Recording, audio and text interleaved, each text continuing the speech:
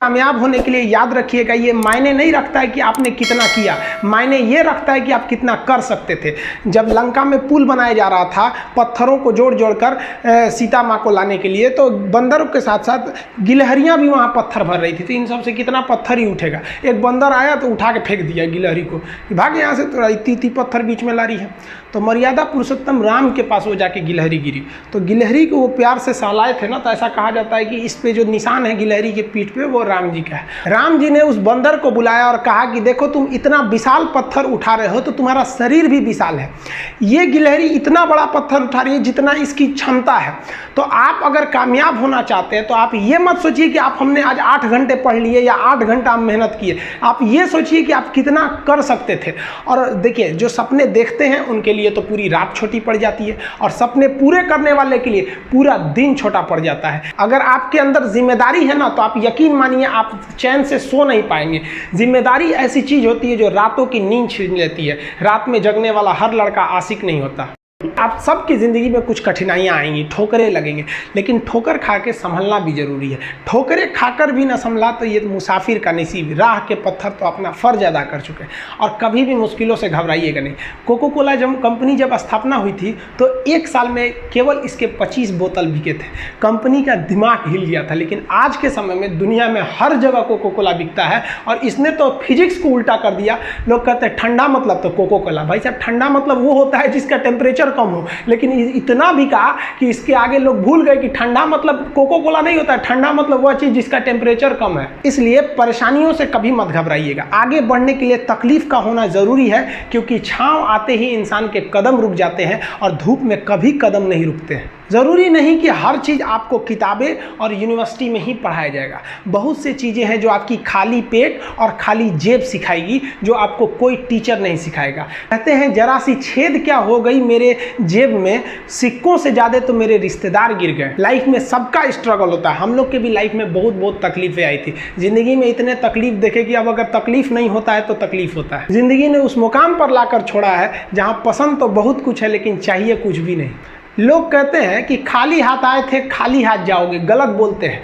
लोग भले खाली हाथ आते हैं, लेकिन जब जाते हैं तो अपने साथ कुछ संस्कार, कुछ यादें छोड़ जाते हैं। एपीजे अब्दुल कलाम खाली हाथ तो आए थे, क्या खाली हाथ गए? हमारे जितने देश के लोग हैं उन देशवासियों के लिए एक प्रेरणा के स्रोत बन गए हैं। लेकिन अगर आप खाली हाथ आते हैं और खाली हाथ चले जाते हैं तो आपका पुरुष योनि में जन्म लेने का कोई अर्थ ही नहीं बना। अपनी मंजिल को भुलाकर जिया तो क्या जिया, है दम तुझ में तो उसे पाकर दिखा। लिख दे खून से अपनी कामयाबी की कहानी और बोल उस किस्मत को कि है दम तो मिटा के दिखा।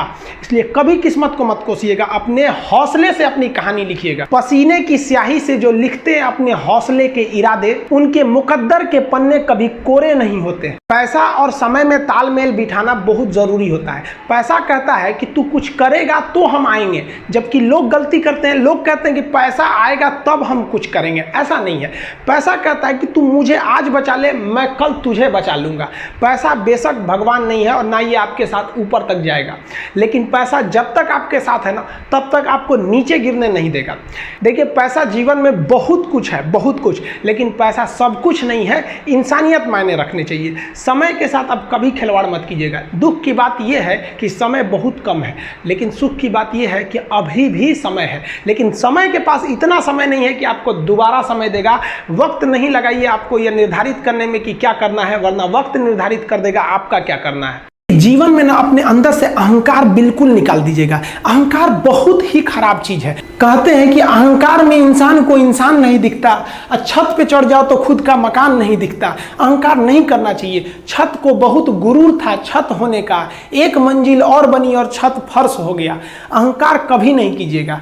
तूफान ज्यादा होती है तो कश्ती डूब जाती है, और घमंड ज्यादा हो जाती है तो हस्ती डूब जाती है। जिस दिन आपको घमंड होने लगे ना अपने आप के ऊपर कि हम बहुत बड़े हो गए हैं, हम बहुत पढ़ लिए, हम बहुत सक्सेसफुल मैन हो गए, हम बहुत बड़े बिजनेसमैन, हम बहुत, मतलब जिस दिन आपको घमंड हो गया ना, उस दिन आप शमशान घाट में जाके दिखेगा आपसे नायाब लोग, आपसे अच्छे लोग वहां खाक बन गए।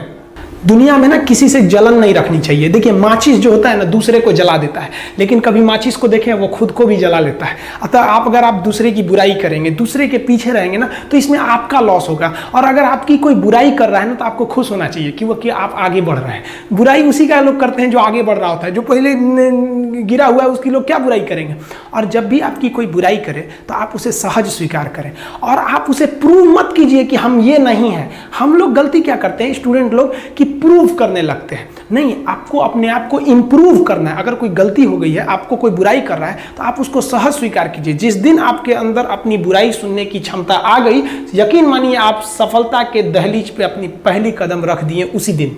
लोहा जो होता है ना उसे कोई नहीं तोड़ सकता है, लेकिन उसी लोहे के अंदर का जो जंग लग जाता है ना, धीरे धीरे दीमक की तरह उस लोहे को खदड़ते जाता है। इसलिए अपने अंदर अहंकार को मत लाने दीजिएगा। लोग कहते हैं ना कि अहंकार बुरा है। जीवन में हम जो अनुभव किए हैं, अहंकार से भी खराब चीज होता है गुस्सा।